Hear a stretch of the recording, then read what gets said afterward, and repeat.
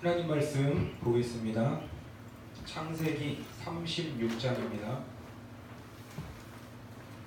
창세기 36장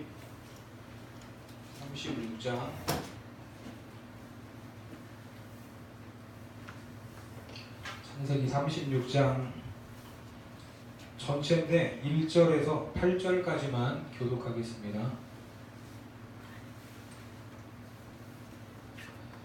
에서 곧 에돔의 족보는 이러하니라. 에서가 가나안 여인 중 헷족속 거기를 따라다가 이리서 시몬이 가진 아나의 딸 또 이스마엘의 딸 느바요세 누이 바스맛을 맞이하였더니 나는 엘리바스를 에사에게 낳았고 바스맛은 누에를 낳았고 오홀리바마는 여우스와 얄람과 고라를 낳았으니 이들은 에서의 아들들이요 가나안 땅에서 그에게 태어난 자들이더라. 에서가 자기 아내들과 자기 자녀들과 자기 집의 모든 사람과 자기의 가축과 자기의 모든 짐승과 자기가 가나안 땅에서 모은 모든 재물을 이끌고 그의 동생 야곱을 떠나 다른 곳으로 갔으니 두 사람의 소유가 풍부하여 함께 거주할 수 없음이로라. 그들이 거주하는 땅이 그들의 가축으로 말미암아 그들을 용납할 수 없었더라. 이에 에서 곧 에돔이 세일산에 거주하니라. 아멘.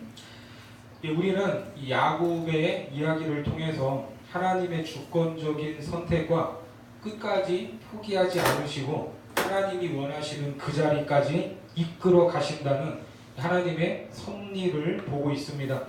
자, 이 모든 과정을 성화라고 하는데 이 과정에서 야곱과 비교되는 인물이 야곱의 쌍둥이 형인 에서입니다. 자, 에서는 하나님의 복을 상징하는 장자권, 이 장자의 명분을 팥죽 한 그릇과 바꾼 그것을 가볍게 여겨서 신약에서는 망령된 사람이라고 말합니다. 히브리서 12장 16절 말씀에 보면 음행하는 자와 혹 한 그릇 음식을 위하여 장자의 명분을 판 에서와 같이 망령된 자가 없도록 살피라. 자, 뭐라고 합니까? 망령된 자라고 말합니다. 자, 그러면 이 에서에게서 뭔가를 배울 것이 있겠습니까? 없겠습니까? 자, 만약에 뭔가를 배운다면 저러면 안 되겠구나 하는 정도의 이 타산지석의 교훈을 얻을 수 있을 것입니다. 자, 그런데 오늘 이 본문에서는 이 한 장 전체 36장 전체 이 43절까지 있는데 이 전체를 할애하면서 에서의 족보에 대해 이야기를 하고 있습니다. 자, 왜 본받을 것이 없는 망령된 사람 에서의 족보인가? 굳이 이것을 우리가 봐야 되는가? 궁금합니다. 하지만 우리가 하나님의 말씀으로 받는 이 성경은 1.1획도 잘못된 것이 없고 필요 없는 것이 없다는 것을 우리는 믿음으로 고백합니다. 그렇죠? 자, 그런 차원에서 오늘 본문은 왜 에서의 족보인가?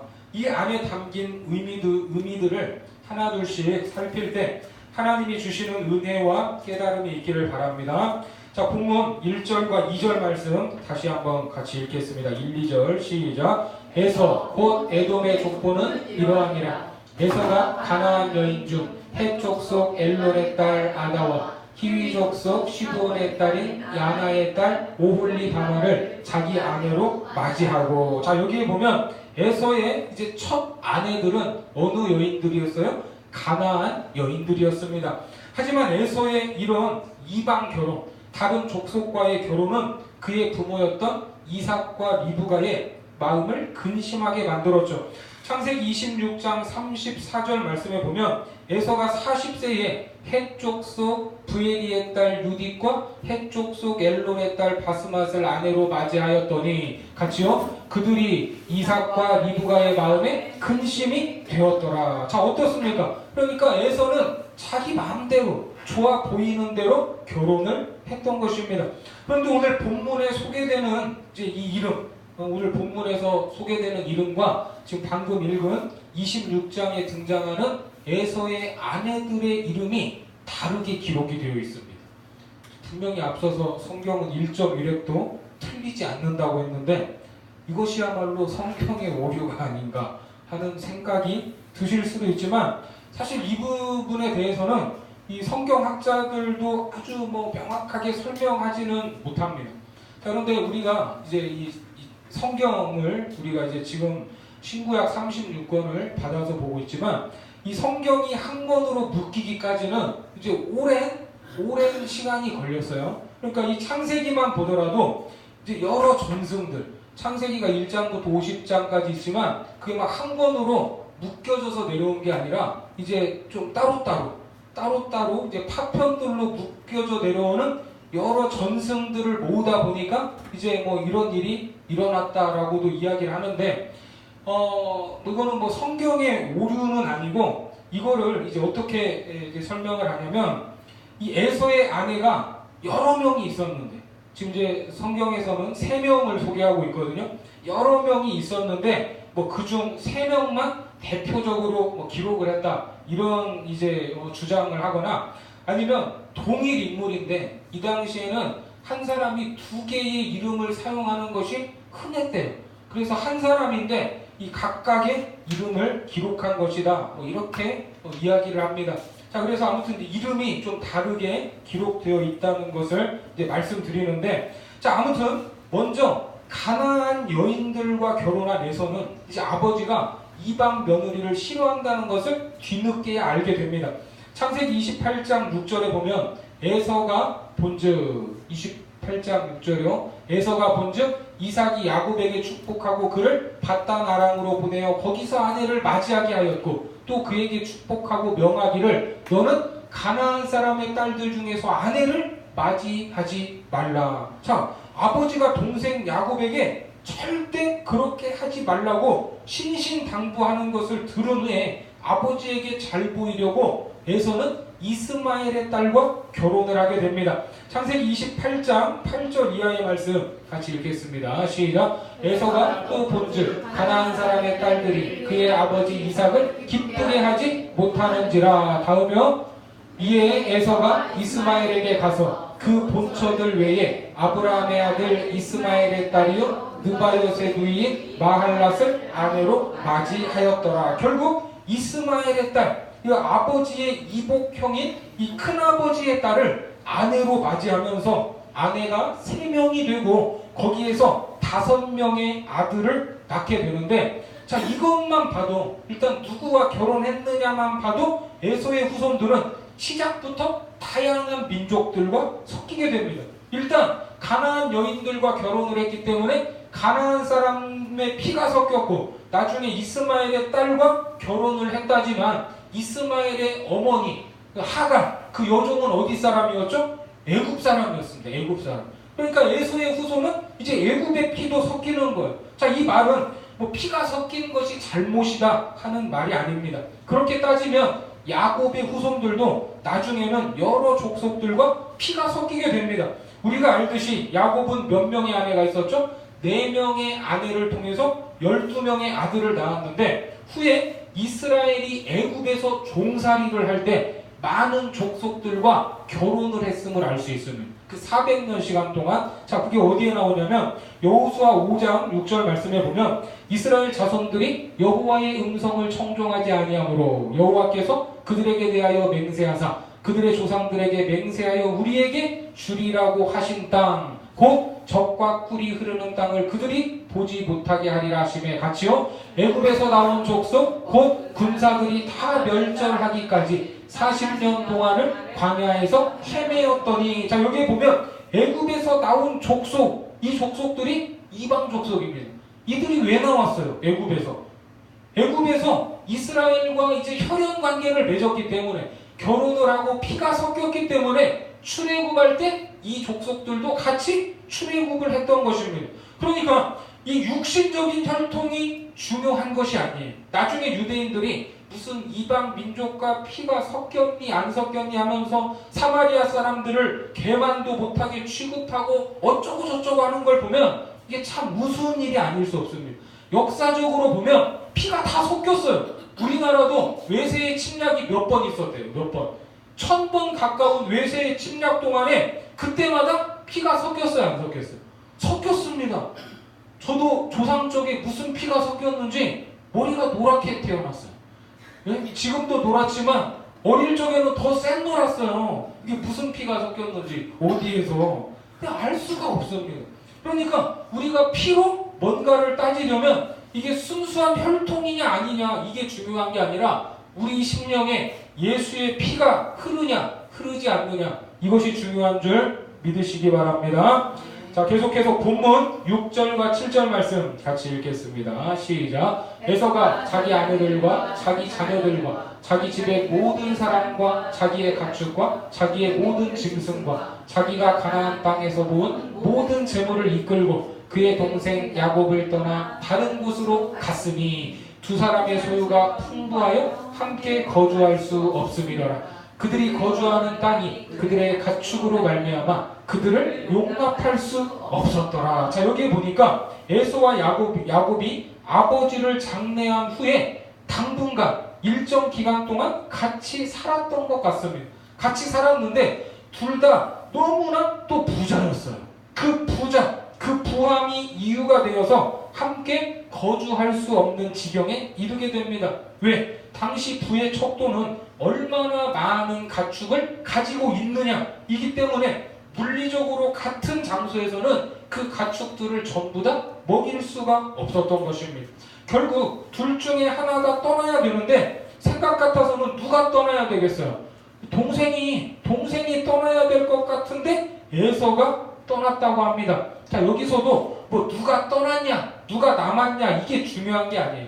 떠날 때는 떠나고 남을 때는 남아야 되는데 떠나든지 남든지 중요한 것 한 가지는 있습니다. 지금 에서와 야곱이 헤어지는 장면을 보면 우리가 창세기의 앞에서 봤던 이와 비슷한 장면이 하나 있었어요. 바로 아브라함과 조카 롯이 이제 롯 사이에 있었던 떠남과 남음입니다. 창세기 13장으로 가셔서 5절과 6절을 보면 아브라함의 일행 롯도 양과 소와 장막이 있으므로 그 땅이 그들이 동거하기에 넉넉하지 못하였으니 이는 그들의 소유가 많아서 동거할 수 없었음이니라. 그렇죠? 여기에서도 아브라함과 롯의 소유가 많아서 함께 동거할 수 없었습니다. 그래서 누가 떠났어요? 롯이 떠났습니다. 그런데 성경은 여기에서 떠날 때 명확히 짚고 넘어가는 것이 있었어요. 창세기 13장 10절 말씀에 보면 이에 롯이 눈을 들어 요단 지역을 바라본즉 소알까지 온 땅에 물이 넉넉하니 여호와께서 소돔과 고모라를 멸하시기 전이었으므로 여호와의 동산 같고 애굽 땅과 같았더라. 그렇죠? 자, 그리고 13장 14절을 같이 읽겠습니다. 시작. 롯이 아브라함을 떠난 후에 여호와께서 아브라함에게 이르시되 너는 눈을 들어 너 있는 곳에서 북쪽과 남쪽 그리고 동쪽과 서쪽을 바라보라. 자, 무엇을 강조하고 있습니까? 롯은 누구 눈을 들었어요? 자기가 자기 눈을 들었어요. 그런데 아브라함은 아브라함의 눈을 누가 들게 하셨어요? 하나님이 보게 하신 것을 봤다는 것입니다. 이것이 중요한 거예요. 이것이. 그렇게 자기 눈을 들어서 좋아 보이는 곳으로 떠났던 롯은 소돔과 고모라로 갔다가 결국 어떻게 됐습니까? 쫄딱 망했습니다. 그렇죠? 이 땅에 롯이 남긴 것이라고는 자기 두 딸 사이에서 낳은 모압과 암몬, 영원히 여호와의 총회에 들어오지 못한다는 저주가 선언된 두 족속만 남겼습니다. 자, 이렇게 되면 안타깝죠. 너무나 안타깝지만 한편으로는 속이 좀 시원하기도 합니다. 왜요? 그럼 그렇지. 은혜도 모르고 하나님을 떠나서 그런 식으로 행동하면 이렇게 망해야 돼요? 안 망해야 돼요? 망해야죠. 그래야 우리 속이 시원하죠. 이런 생각이 들어요. 그러면 오늘 본문에서 이제 나오는 망령된 자 에서는 어떻습니까?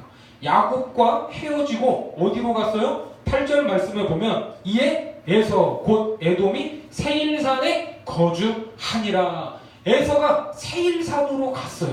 그러면 이제 거기에서 어떤 소식이 들려와야 돼요? 에서가 쫄딱 망했다는 소식이 들려와야 되는데 이후에 나오는 에돔의 족보를 보면 너무나 대단해서 입이 떡 벌어집니다. 정말 의리의리해요. 9절부터 19절까지의 내용은 에서가 거주하는 이 세일 땅에서 형성된 에돔 족속의 자녀들이 소개되고 있습니다. 자, 9절과 10절 말씀 같이 읽겠습니다. 시작. 세일산에 있는 에돔 족속의 조상 에서의 족보는 이러하고 그 자손의 이름은 이러하니라. 에서의 아내 아다의 아들은 엘리바스요 에서의 아내 바스맛의 아들은 르엘이며. 자, 이제 뒤에 나오는 거는 어떤 스토리가 아니라 이제 이름만 소개되고 있으니까 뭐 읽지는 않겠지만 정리된 내용을 말씀을 드리면 여기에는 이제 5명의 아들과 10명의 손주들이 나오는데 마치 이스라엘의 12지파의 원형 그 이름을 소개하는 것처럼 명단이 소개되고 있습니다. 자, 그리고 20절과 21절 같이 읽습니다. 시작. 그 땅의 주민 호리 족속 세일의 자손은 로단과 소갈과 시브온과 아나와 디손과 에셀과 디산이니 이들은 에돔 땅에 있는 세일의 자손 중 호리 족속의 족장들이요. 자, 에서가 어디로 갔다고 했죠? 세일로 갔다고 했죠. 세일산으로 갔는데 원래 이 세일은 누구 이름이냐면 사람 이름이에요. 사람 이름입니다. 세일이. 그곳에 호리 족속이 살고 있었고 호리 족속의 시조가 누구예요? 세일이에요. 세일. 그 세일이라는 사람이 사는 곳이어서 그 산이 무슨 산이 됐어요? 세일산이 됐습니다. 그러니까 뭐 호리 족속, 에돔 족속, 뭐 세일 족속 이게 서로 다른 것 같지만 이게 겹치는 부분이 있는데 이 세일족에 있는 7명의 족장 중에 아나라는 사람이 있습니다. 아나. 그런데 에서가 세일산으로 가기 전부터 이 지역의 족장 아나의 딸 오홀리바마와 결혼을 했던 거예요. 예? 14절에 나오면 14절에 보면 시브온의 손녀 아나의 딸 에서의 아내 오홀리바마의 아들들은 이러하니 그가 여우수와 얄람과 고라를 에서에게 낳았더라. 자, 이게 이제 오늘 본문 2절에도 나와 있는데 이 말은 에서가 세일로 가기 전에 호리 족속이 있었고 그 지역의 족장 중 한 사람의 사이가 됐어요. 에서가. 그런데 나중에 이 가문의 이름이 무엇으로 바뀌냐면 에서 가문으로 이름이 바뀝니다. 세일 가문도 아니고 호리 가문도 아니고 그 이름이 에서로 바뀐 걸 보면 에서의 영향력이 컸다는 거예요? 작았다는 거예요? 컸다는 거. 자기가 사는 동네도 아니고 다른 지역에 가서 자기 이름으로 바꿔버렸잖아요.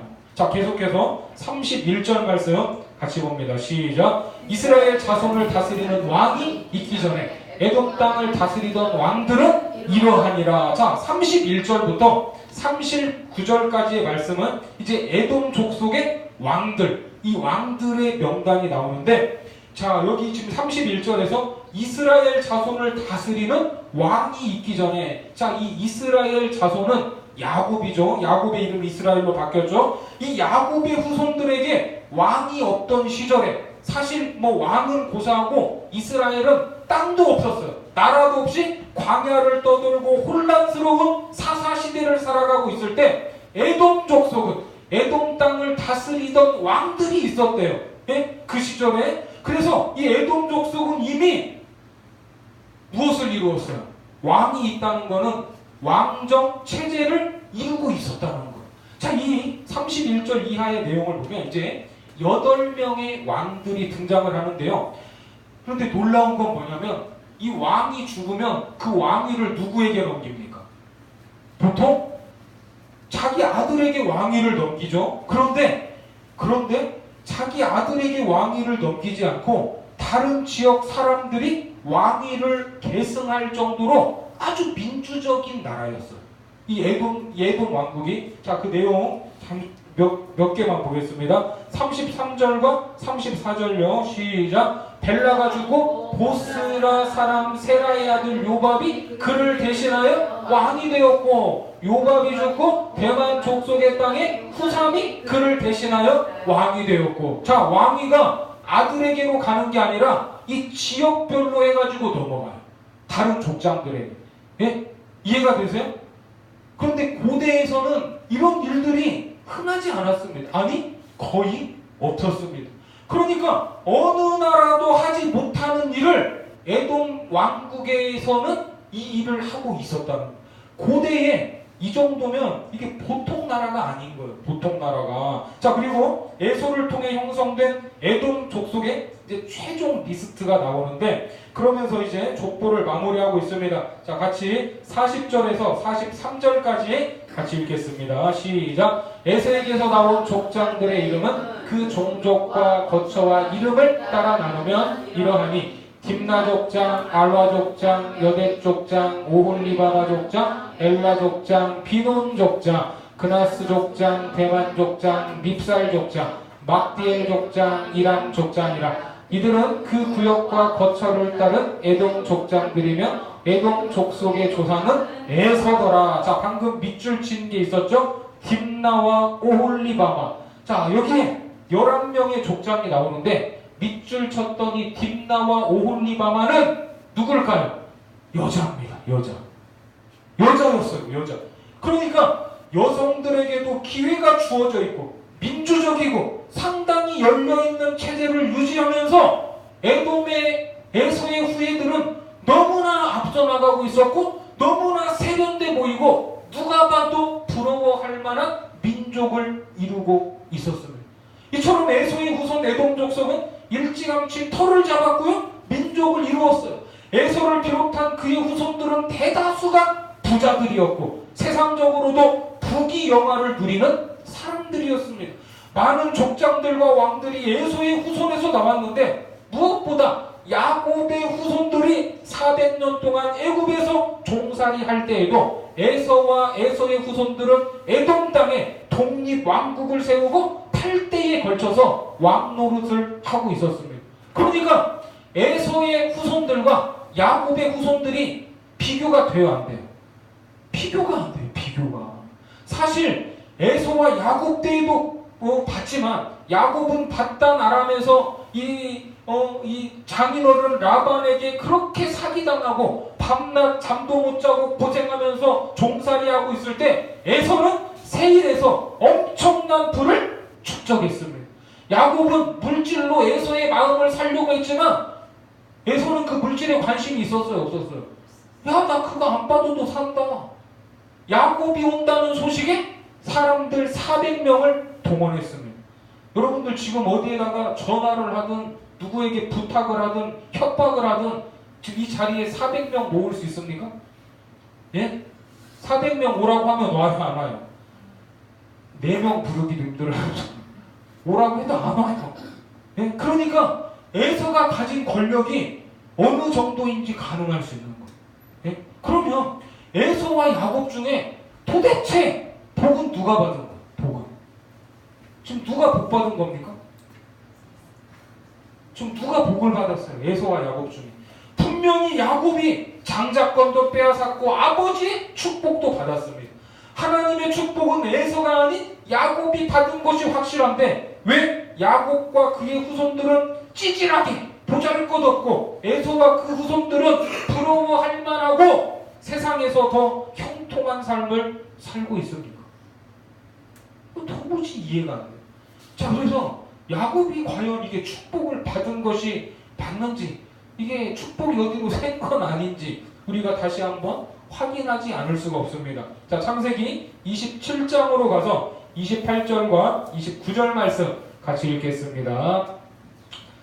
시작. 하나님은 하늘의 이슬과 땅의 기름짐이며 풍성한 곡식과 포도주를 내게 주시기를 원하노라. 만민이 너를 섬기고 열국이 내게 굴복하리니 네가 형제들의 주가 되고 내 어머니의 아들들이 내게 굴복하며 너를 저주하는 자는 저주를 받고 너를 축복하는 자는 복을 받기를 원하노라. 이것이 누구에게 내린 축복이에요? 야곱에게 내려진 축복입니다. 그리고 에서가 아버지 이삭에게 받은 말씀은 이거예요. 27장 38절부터 40절까지 같이 봅니다. 시작. 에서가 아버지에게 이르되 내 아버지여, 아버지가 빌 복이 이 하나뿐이리이까 내 아버지여 내게 축복하소서. 내게도 그리하소서 하고 소리를 높여 우니 그 아버지 이삭이 그에게 대답하여 이르되 내 주소는 땅의 기름짐에서 멀고 내리는 하늘 이슬에서 멀 것이며 너는 칼을 믿고 생활하겠고 내 아우를 섬길 것이며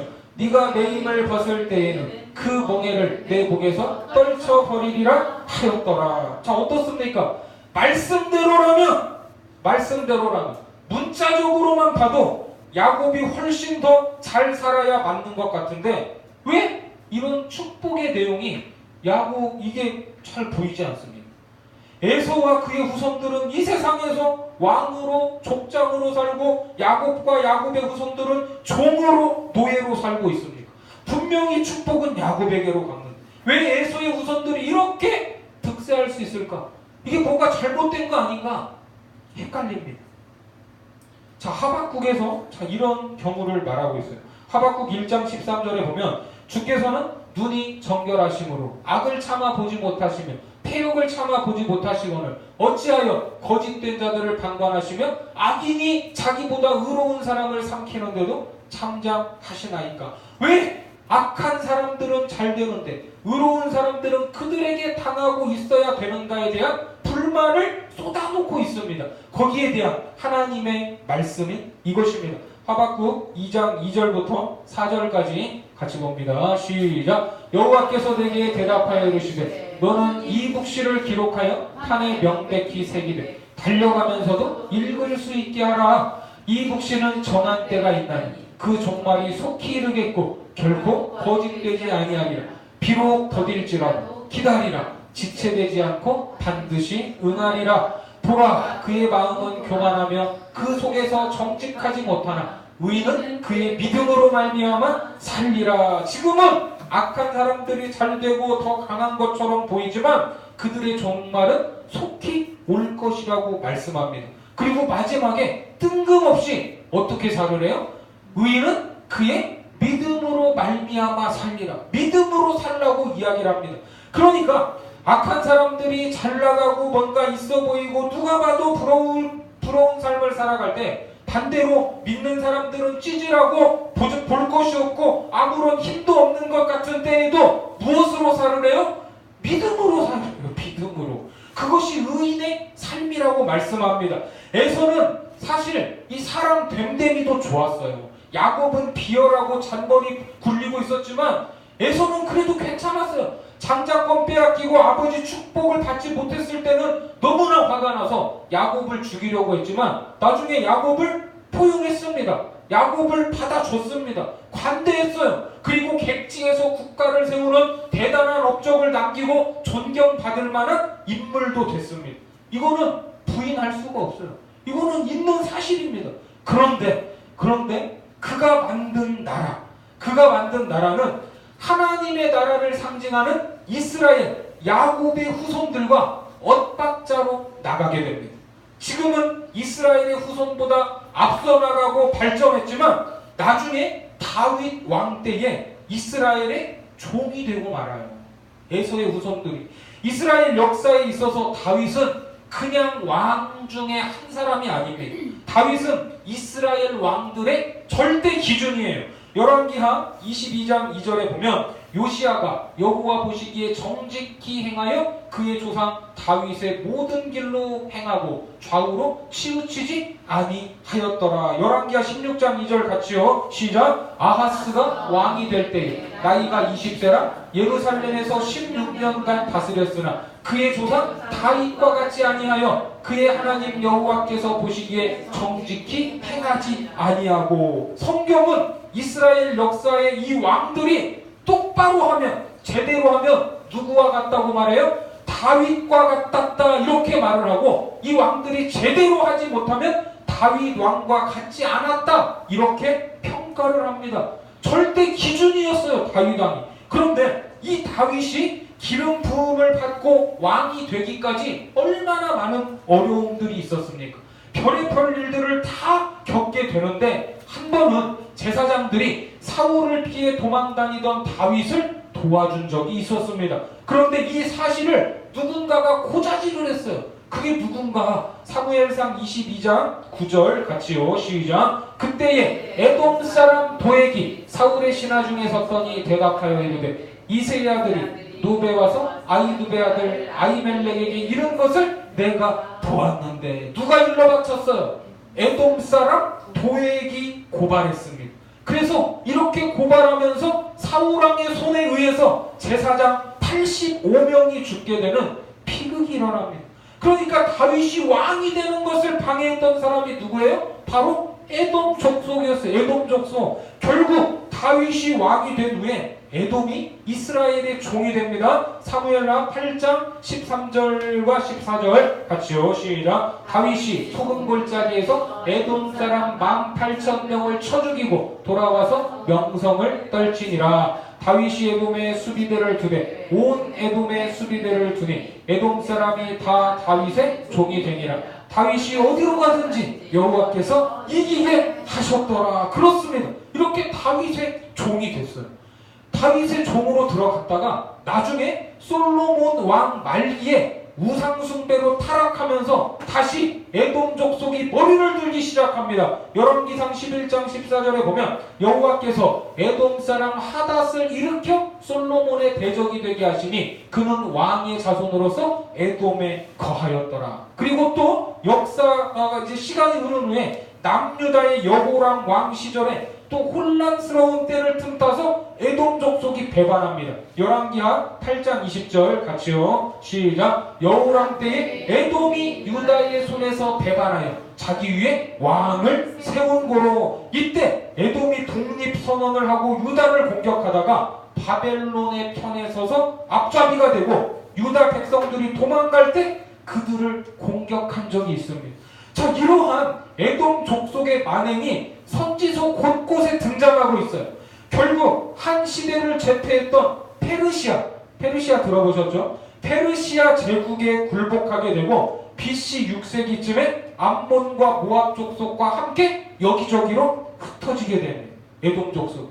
그렇게 사라지게 돼요. 그런데 이렇게 다윗과 그의 왕조를 괴롭혔던 에돔 족속은 다윗이 상징하는 메시아, 다윗이 메시아를 상징하는데 이스라엘의 진짜 왕이 오셨을 때에도 그분을 죽이려고 덤벼들었어. 누가? 에돔 사람들이. 이미 망한 에돔 족속 중에 이스라엘의 분봉왕으로 있었던 누구요? 헤롯이 아기 예수님을 죽이려고 했습니다. 그 헤롯이 어디 사람이에요? 에돔 사람이었습니다. 에돔 사람. 하지만 에돔 사람이 죽이지 못한 예수 그리스도를 통해 이 땅에 하나님의 나라가 임하게 됩니다. 그러면 우리는 예수 그리스도의 피를 믿는 우리는 하나님의 나라에 소속된 백성입니까? 아닙니까?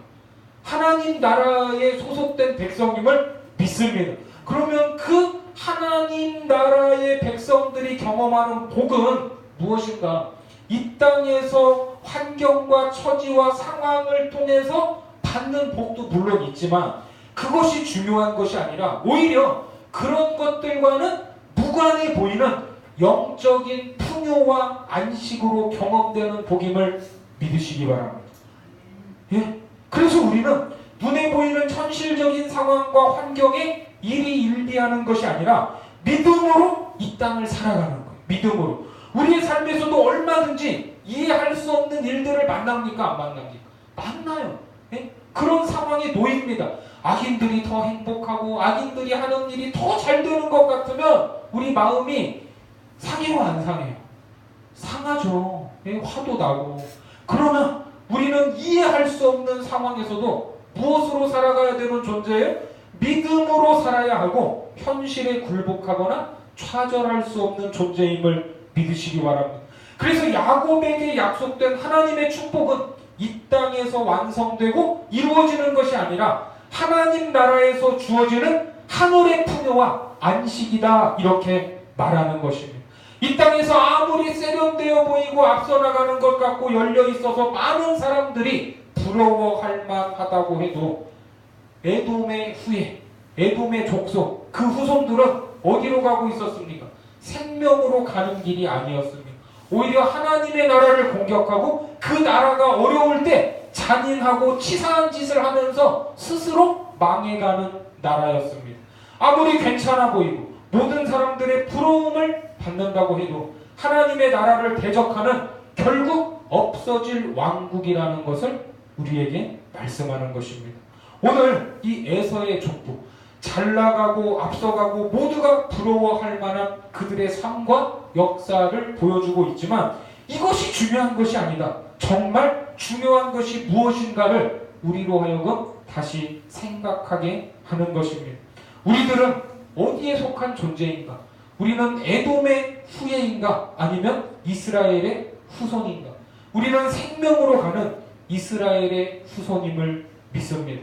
우리에게는 하나님께 받은 언약의 말씀이 있습니다. 그 언약에 담긴 하늘의 놀라운 축복이 있습니다. 상황과 환경을 넘어서는 믿음으로 그 축복을 여러분들의 삶 가운데에서 경험하시고 세상 가운데에 하나님의 나라를 드러내는 영적 이스라엘, 그 나라의 백성들이 되기를 주님의 이름으로 축원합니다. 기도하겠습니다. 존귀하신 하나님, 사람이라면 누구나 에돔의 족보를 보면서 놀라지 않을 수 없습니다. 그가 이룬 나라, 그의 후손들, 그의 인간 됨됨이와 영향력들, 모든 것들이 부러워할 만합니다. 하지만 이 땅에서의 부요함과 권세 있음이 무엇을 위한 것이고 어디로 향하는 것인지를 바라보기 원합니다. 그것들이 하나님의 나라와 관계없고 하나님의 나라를 대적하는 것이면 결국 망해가는 나라요 거기에 생명 없음을 보게 됩니다.